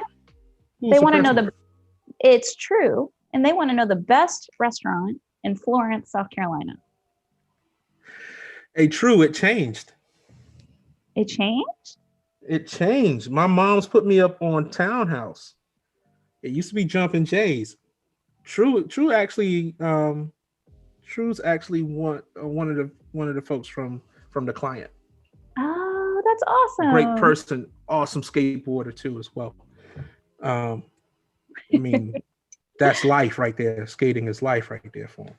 But yeah. And I'm gonna ask True to put a lightning bolt if he liked what he sees so far. That way I can get client approval here live on stream. Yeah, we got client approval. Let's put them lightning bolts in there. So yeah, True says he was hoping for Jumpin' Jays, and Miss Maya Med says one is Townhouse. So both of those came up in the chat here. And Miss Maya Med is my sister. Aww. Shout outs to my sister Dell. And my niece should be lurking somewhere around there. And if Dell is watching, then that means that she has my grandmother watching. So big ups to my grandmother as well. Thanks for watching, Grandma. You know what I mean? Now, with these shapes, you know what I'm saying, I can use my space modulator to do several things if I want to. I can hold down that button right there, and I can drag this corner, and it will scale from the center on out. If I hold down that button and I pull the side, then it will scale out horizontal. If I hold that modifier button and pull on the top, it will scale vertically. And it's a vector. And this is going to be a vector. So if you also see at the bottom here, it gives me the option to fill, erase, mask, or select. Oh, cool. Which is pretty doggone cool. So what I'm gonna do is I'm gonna work non-destruct. I'm going to create a new layer. Okay. I'm going to shrink this down. The circle already tells me the parameters in which I want to put this in. Now, here's the beautiful thing about what I'm about to do. Inside that styling guide, it tells you all the ways that they don't want you to use their logo. It's rules that you have to follow. Yeah. But if I'm to put this logo on the helmet, I can't have this logo in its proper constraints. I get to break the rules. Yeah. So I'm going to take this left side and I'm going to drag it just so it squishes that thing around, and look how it's starting to warp around. Oh yeah. Let's get in closer. But it looks like it's in perspective. Yeah. And there's even more ways and workarounds that I've discovered how to do this. Like this top circle allows me to tilt it. Ooh, so his head is down. So I get to break another rule of the logo guide, which is to tilt it past the report. I mean, the degrees that they say it's supposed to be in. Right.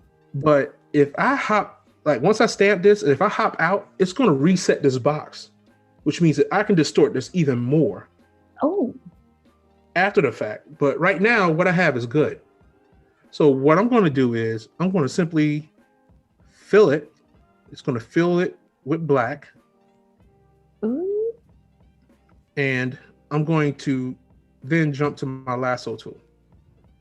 This is my new best friend when it comes to Adobe Fresco, the lasso tool. Okay. Before iPad, I used to work in Illustrator. So this kind of retroactively bring that fun back of how I used to do areas of color in Adobe Illustrator without the carpal tunnel syndrome, without worrying about clicking and dragging Bezier points. I can draw in these parts that I want. So let's talk about the lasso tool real quick. with the lasso tool, what it does is it allow me to do it free form. Right. If I don't connect with that dot, then it Yeah. gives me the options right here at the bottom to close that lasso. Close that lasso and look at those ants march. You go ahead and march, ants, right? So what I'm going to do is I'm going to deselect that. But not only does it give me that freedom, but if I'm working rectilinear, I can click and get the straight lines that I need. So the Fresco lasso is both polygon and freeform drawn at the same time? Yeah. Holy and crap. not only that, but if I wanted to get that line just right, deselect, I can click. Hold up, I did it wrong. Oh, there was something else I was supposed to show you with the vector brush, but I can click, I can go to where I think I want to go. Yeah. As long as I don't pick up my pencil. Yeah. Ooh. I can rotate that around and get exactly to where I want to go with this lasso. And so you're just holding the pencil down and you can just like move it around, make it as long as short as I need to. It holds a straight line for me. That's great. So it works amazingly. I can come right here and I can either draw along this outline. Yeah. Or cancel lasso. I can be a lazy bum and just click along this outline right here. Wow. That's great. Freeform on the outside. Yeah. Now, it gives me, I can transform the area that's selected. Mm-hmm. I can erase it. I can mask it off. I can deselect it. And another thing that I can do is I can hit more, and you'll see me freak this a little bit more a little bit later. I can invert that section. Oh. And then affect everything around that section while keeping that inside area safe. You've got a lot of powerful options. Yeah. So what I'm gonna do right here is I'm just going to erase. And I messed up. Oh, see that right there? I do. I see it. Yeah, I did it on purpose though. I did it on purpose. Yeah, I believe you. You're teaching them. So I can add on to that. Okay. Yeah. So I'm gonna, am I on the proper thing? Yeah. I'm gonna draw another section here. Nice. And oh, but you know what? I didn't want to add on. I need to subtract. So a double tap. Okay. That right there. Yep. The modulator. And I come right here and look in the upper right hand corner. Oh, I see that. I got an inbox message. Subtract from selection. Boom. That's awesome. So now I can properly erase that in. Oh, it looks so good. James the Dolphin is on the side of the helmet now. I can also go in here, and what I'm gonna do is I'm gonna add a new layer. I'm gonna make sure I deselect my selection, or nothing will happen. We'll run back to my tools right here. Select the dolphin logo again. Yeah. But look at here. It kept the same proportions. Right. How do I reset that? Well, simple. I hit something else, and I hit it back again, and it automatically reset everything. All I gotta do is just put the proper angle on it. That's awesome. All I gotta do is watch the counter, or I can hold the modifier down, and it'll do it in certain increments of rotation. So come here. We want to put him here. Let's get him a little bit larger. I want him to run off that sleeve, and we'll squish him down just a little bit. And then he feels like he's going like backwards in space. It's great. Yeah. Just tweak it just a little bit. And we do a fill. And of course, yes, a vector. So we have that there. Nice. It might be a little too large. It may be too large. I wouldn't know. Go to the move tool. There you go. Small, and hit done. And I'm gonna not put these on the jersey. just yet. Yeah. I want these to float, but I'm going to drop them below my outline. But I don't want them to lose each other in the grocery store, so I'm going to make them hold hands. So I'm going to drag that layer on top of the other layer and just create a quick group out of them. So now I got a layer group. Oh, With just the cool. logos. So the group doesn't, it's like, it works a little different than merging. They just hang out together. Yeah, but they still two separate things. Like they can decide not to hold hands anymore if they want. That's great. What I'm gonna later come in and do is just stamp in the NFL logo here, NFL logo there. I might put a proper Nike swoosh there.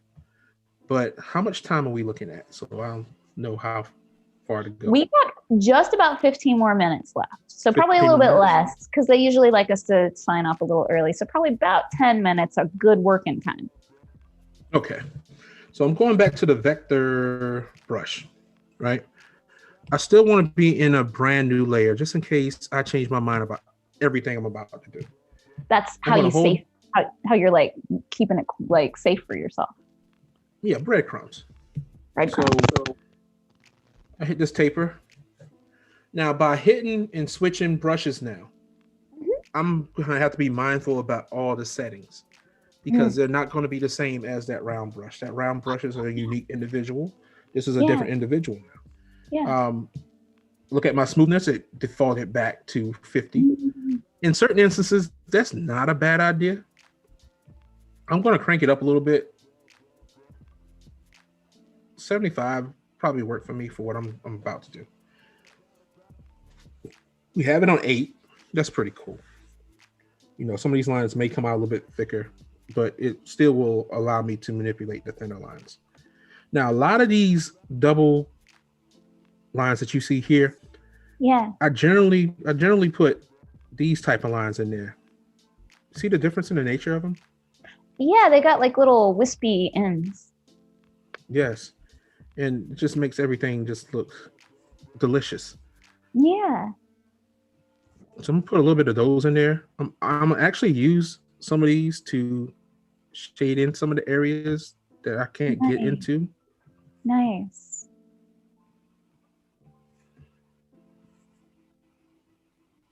And Benita wants to know if you're doing the Fresco CIB. What is that? I don't know what CIB is. It's something that we both missed. I assume that maybe you would know. The Fresco CIB. CIB? Yes, sir. I don't know. Benita, what is that? You got an inside joke? Yeah. We're gonna have to ask you to explain it because I guess we're not on the inside. I'm slow today, so. Yeah, me too. I'm needing this coffee. What you got, Phil's? Just regular old coffee. I know Paul like to drink Phil's. Yeah?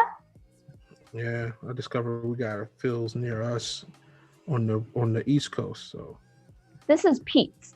It's nothing special, but Phil's is definitely very popular. We have Pete's here too. Yeah, that's awesome. Yeah. Oh, Benita says classroom in book. So I guess it's like a whole. Oh, it's what Brian Wood does. Oh, cool. I mean, shoot, you did a whole classroom just in the last hour and a half. And that's just on outlining. Yeah. We kind of got that, didn't we? Yeah, that's just on outlining. There's going to be some weird things that lines are going to do on this illustration. Let's look at some of these areas. I love what you're doing with that brush. It looks great. Let me define these first. So I'm going to go back to this one. Go back to the round, right? I can put it on the layer or I can put it on a different layer. I'm just going to put it on a different layer.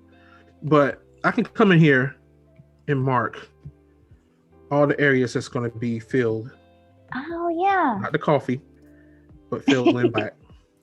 Not Phil's coffee, but vector fills. Yeah, vector fills. Like Yeah, it's there. So hold up. Go back down. And that means it just has to be closed off. Mm.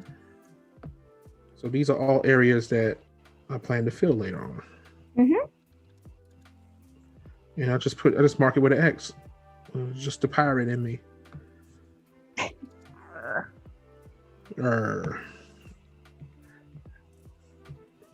Geico commercial when he's trying to help her find a parking space. Everybody's saying it looks really good. We got Nils from Thailand saying it's looking awesome. Farrah says they love all the different line weights. I do too. It looks great. What's up, Farrah? You know Farrah? I don't. She's the latest Photoshop star on Adobe Live. That's great. Yeah. You should be over here flexing. Now, oops, wrong layer. Now I jump back to the layer that I got my little hat strokes. And what I want to do is I want to come in because these lines are pretty straight. Yeah. And I just want to soften the transition of those dark areas a little bit by working into them. With that edge, it softens it. Yeah, it'll just don't look like a boom, like white. Yeah. But soften the edge up just a little bit more. And I'm gonna put a couple of them over here.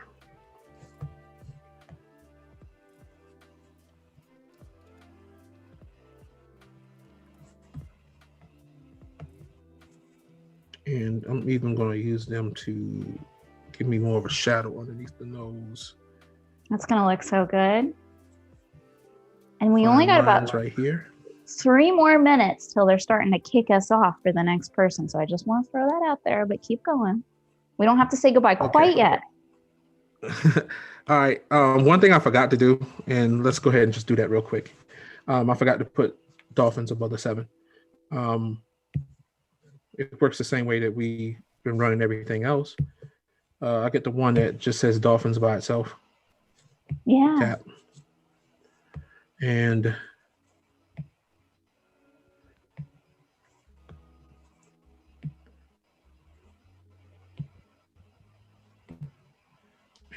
let's bring that down a little bit. Hold up. I need to reset that box. That's what I forgot to do. Oh, look at that. Yeah, it's not going to work out quite right. I have to reset that whole entire box in order to get what I want to get. I love seeing that logo, though. Even though it's just like the preview, it's getting me excited to see what it's going to look like. It is warping the way that I want to a little bit. Yeah. I'm going to keep it unless the client tells me to remove it. But I think this is a good part just to jump off in. Okay. Those are like the icing on the cake. You know what I mean? Like you get the cake, you bake it, you put the icing on, and then you put all the little like details, and it just, ooh. Yeah. So I'm going to do some homework. I'm going to knock one player out. I'm going to have one halfway done. Okay. So that we all are around the same points next time. And then we should be good. I love it. I absolutely love it. So for y'all out there watching, this is RobZilla. He's doing this tomorrow and Thursday, same time right here. We're going to be, oh my gosh, look at this time lapse. We're working in Adobe Fresco, which is on the iPad, and it's also on Windows and on your phone, but we're working on the iPad today. And check that out. What we're watching is his time lapse. This is what we did today. And it's a lot of progress, Rob. Yeah, it's still doing this little thing over there. Yeah. So you get to sort of replay. You can share this on social. You can share this with your friends. You can send it to your clients that you're working with. It's just a little extra awesome thing that you can do. Look, here comes the logos. What if I can draw that fast in real life? Oh my gosh. I wish we all could, right? Yeah, you know? Man. So it is officially time for me to start saying goodbye. But y'all out there who are watching, you don't have to leave because we've got a creative replay happening of Paul Tranny showing you some cool stuff. And then at noon, we've got Kiera on doing editorial design. So you don't have to go anywhere. It's just me and Rob that have to say goodbye right now. But there's still some more for you here on Adobe Live. But come back and see the rest of this tomorrow and Thursday. Okay. Thank you so much, Rob. This was so awesome. We'll see you tomorrow.